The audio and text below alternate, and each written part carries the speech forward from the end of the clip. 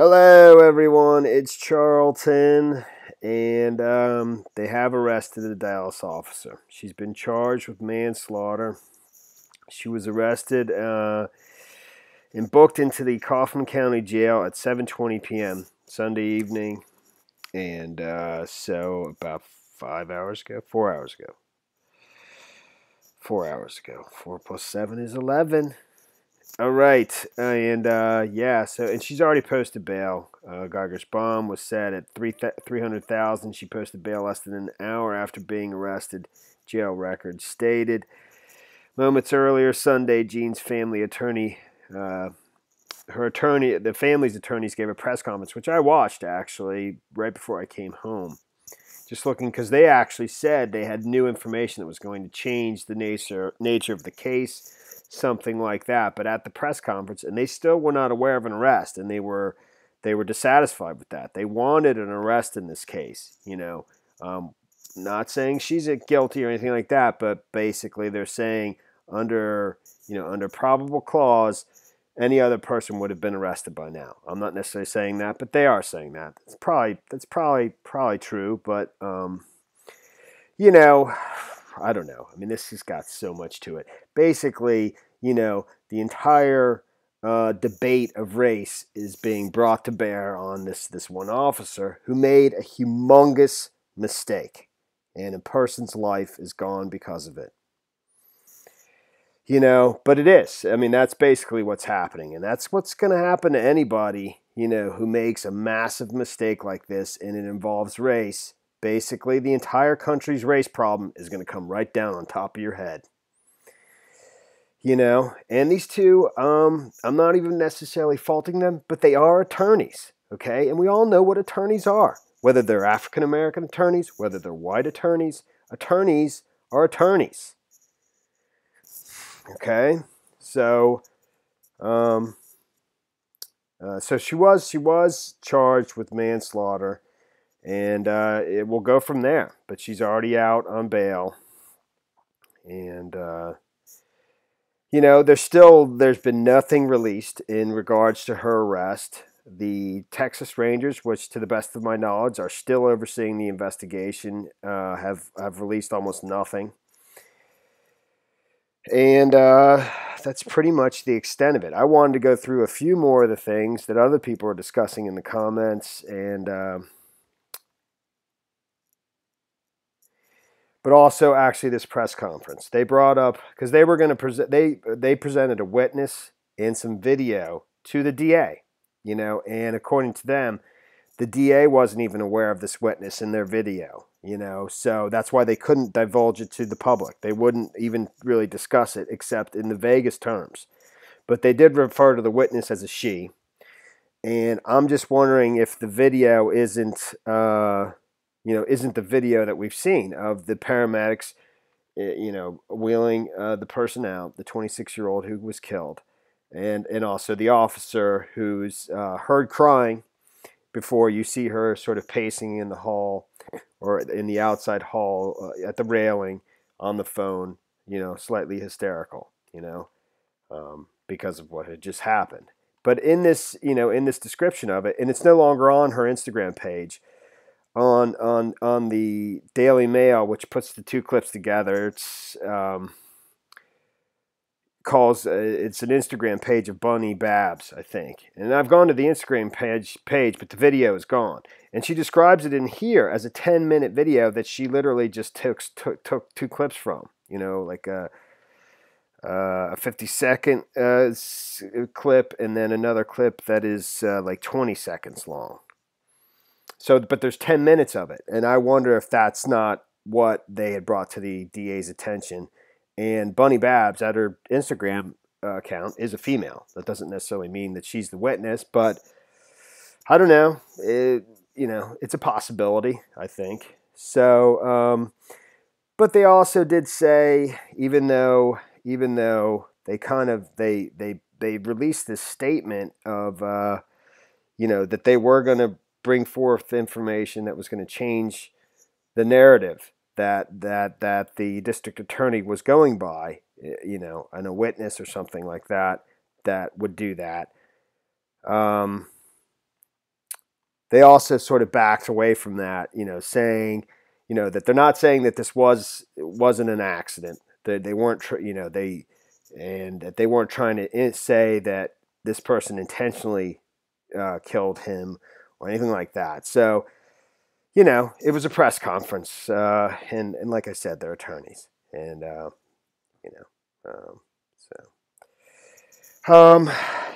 it's obviously horrible. And you see the pictures of his family. He's got a younger brother who's 15 years old. His mother, they're destroyed, and they're never going to be the same, from this. But again, it's just, it seems like a really, really bad mistake. A couple things. Alabama Thorn actually posted a video of somebody showing how they use, and I thank you, Alabama, for showing me this, seriously. And Alabama is a frequent person on my channel, from the very beginning. And we've become friends, I think. We're friends, right, Alabama? We are, definitely. Definitely. So, but it's a video of them using the key fob in the building. So when you put the key in, I'm not going to play it. I got limited time and a lot to go over. But when you put the key in, it turns green. A green light comes on, and then you can turn the key. But if you're at the wrong door, it becomes like an orange light or a reddish orange, and you can't turn the key at all. But also, it just occurred to me as watching that video and thinking of the other pictures and videos of the doors. The door numbers are not prominently displayed on the door at all. I think it's on that little tiny knocker, maybe. That's the only place I could think it is, and you can't even make it out in the pictures. So that may have been an issue here. I'm pretty sure it was. In these pictures, you cannot see a door number on there. It's not over here. It's not over here. It's probably on here, and that peephole is probably right there as well.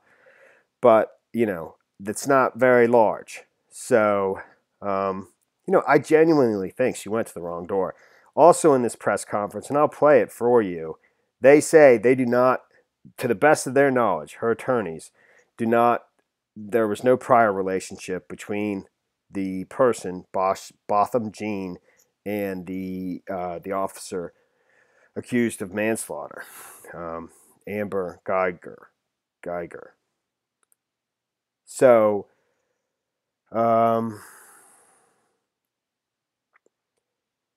but what I think, I was thinking of the peephole, and somebody, Rock Girl, you mentioned the peephole, which was, I forgot about the peephole.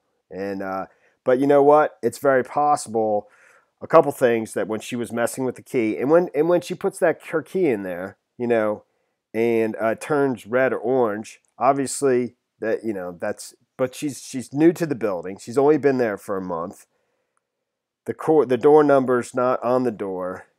I wonder if she's got a red carpet just by coincidence up on her door. I don't know. That'd be a big coincidence, but if she's messing with it, that's the first time she's seeing that. The fact, because she's not sticking her key into the wrong door over and over again. So that's the first time she's ever seeing the red thing, And if somebody's looking out the peephole, one, it's very possible she's right up on the door, if that, and he's just seeing a head, when he looks out there. He's not seeing a person dressed as a cop. Or when at some point, if she suspects there's an intruder in her apartment, even though it's not her apartment, I understand. She's the one who screwed up. But if she's a cop, it's very possible she's at the side of the door, in like a formation, thinking there's somebody in there, just like a cop would be, standing to the side of the door so they don't get shot through the door, and screaming, open up, and that's what the witness accounts were. There were no witness accounts of her announcing herself as a police officer. Which is a huge mistake on her part. But she's not going in as a police officer. She's just at her own house. She thinks at her own house. She's not at her own house. She's at somebody else's house. But that's what she thinks. So, but that's why if he's looking out the peephole, it's very possible he's not even seeing anybody. It's just mass confusion. And it's happening almost instantaneously. Somebody else was asking. I do think this went down very, very quickly. There was no opportunity to call 911. And he very well may have gotten, gotten some kind of weapon. And I would have gotten a weapon. Or I don't know what I would. You freeze and you're just freaking out. I don't even, I can get scared pretty easily. I don't even know if I would have got up to the door and looked out the keyhole. I would have probably backed up. I don't know. But maybe he went to the kitchen, got a knife, whatever. And did race play a factor? If it did, in my opinion, because I don't think, this happened when that door opened. And I think when that door opened, she probably standing over here, as soon as that door opened, she turned and faced somebody. If she saw a knife or something, she shot. And, she's wrong. She should have said, this is the police. She shouldn't just shoot somebody. But the whole thing is because she's thinking it's her own place. And she's wrong, but it's not. It's just a huge mistake, and the other, being that she was in an elite unit, with whatever it says over here on this heavy.com piece. Actually, I'm on it, where she was one of 10 officers. She's the only female officer on this elite team of 10 that does high risk arrests, and probably in pretty serious crimes. I'm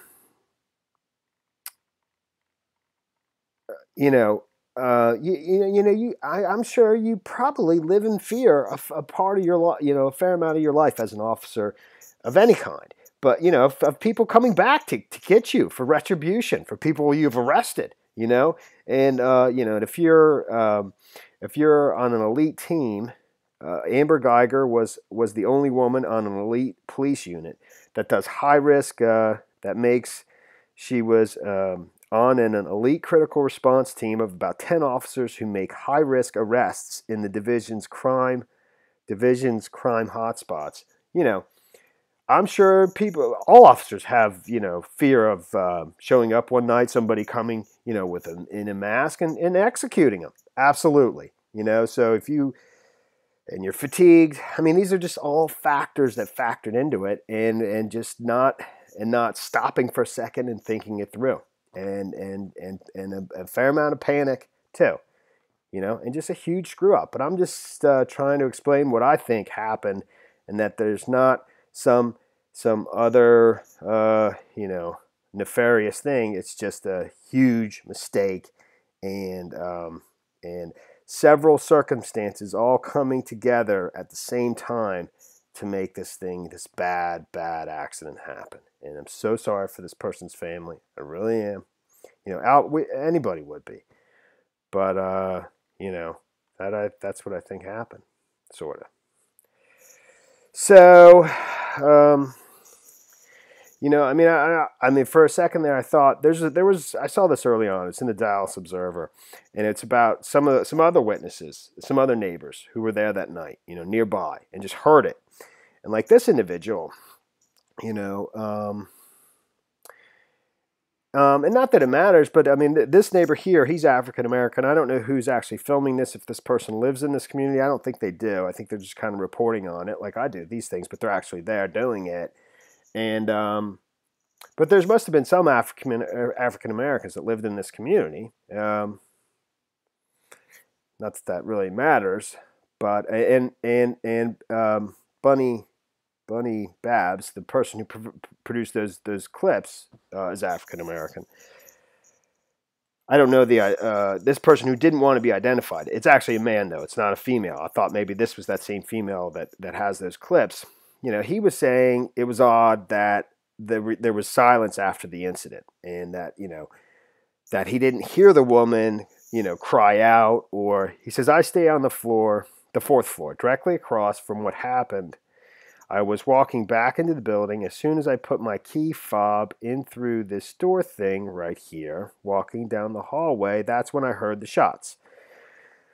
After the shots, JB, he just identified himself as JB, didn't want to be unidentified, says things became quiet. I heard the shots, and then after that, I went to my door, and I didn't hear nothing else. So for me to hear the shots and then nothing else, it's like, what the hell was she doing in there?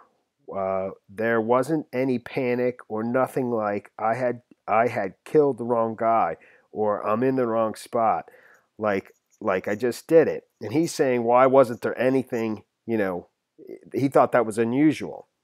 And maybe, but what I think is, I think the second she shot him, or as soon as she shot him and entered that, I mean, it happened right in the hallway of the door, right there.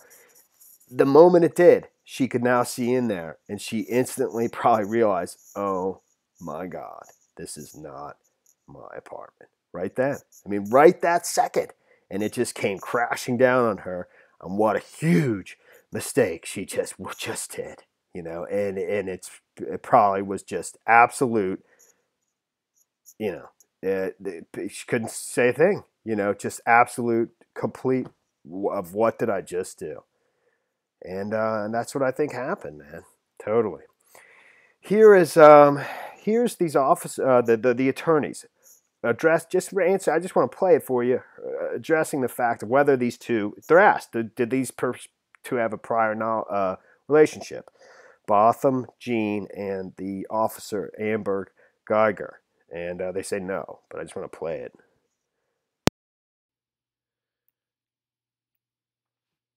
It's not fair to this community.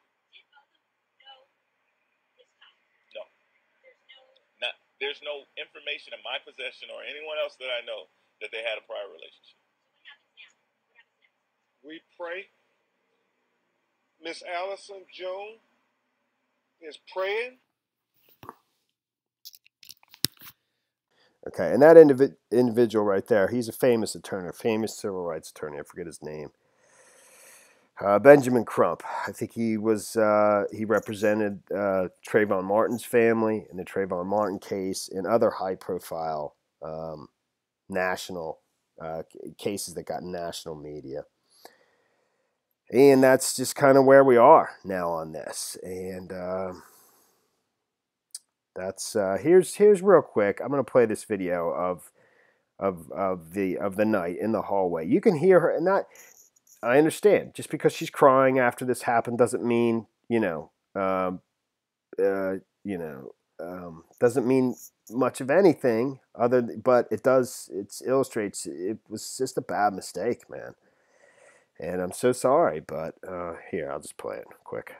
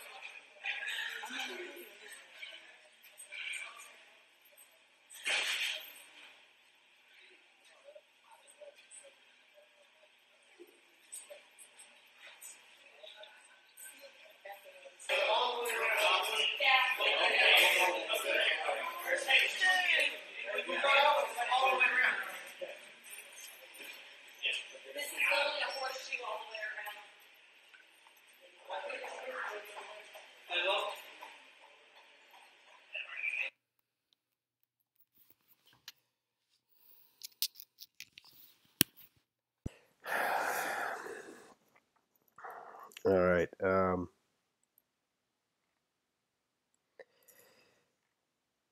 That's his mother and his younger brother. Botham Jean's 15-year-old brother and his mother. And, obviously they're destroyed. So that's where we are now. And that's the story there. Thanks for watching my videos. Please subscribe to my channel. Give me a like down below. I will see you in the next video. Later, man.